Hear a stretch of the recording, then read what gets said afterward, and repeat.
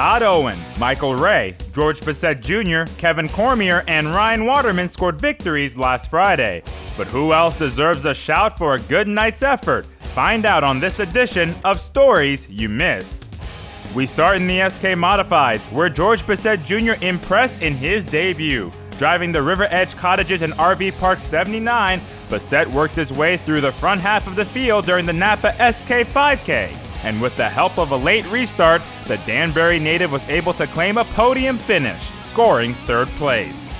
In the late models, Alex Fern got a much-needed top 5 finish in the Safeco Foam 12 machine. After a flat tire earlier in the feature led to a spin, Fern missed most of the calamity that occurred in front of her and made her way forward to finish 5th, her best run since a second-place finish a few months ago.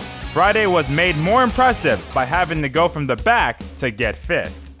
Next up is the SK Line Modifieds, where Anthony Farino quietly had a phenomenal night. The Pettit Racing Engines 52 started at the back of the 32-car field, but Farino's car was driving well during the 20-lapper. After some restarts and incidents, the Waterbury native found himself in the top 10 and stayed there at the checkered flag, claiming 10th spot. The limited late model started the night with a lap 1 heat race accident that involved Gary Patnode. The Dazed Cannabis 22 had some damage from the incident, but Patnode got the car fixed, started last, and managed to have one of his best runs in a long time, maybe since the season opener. Patnode almost broke into the top 5, but settled for a solid 7th place.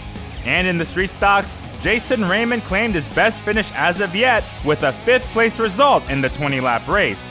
Raymond led most of the previous week's race when a spin ended his promising night.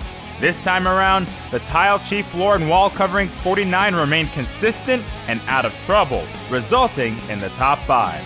Quick shout out goes to Bill Porter for his best run of the year with a 7th place finish, and Brandon Warren for going from the back to 8th after a stuck throttle in his heat race set him back for the feature. Now who needs their fortunes to change this Friday?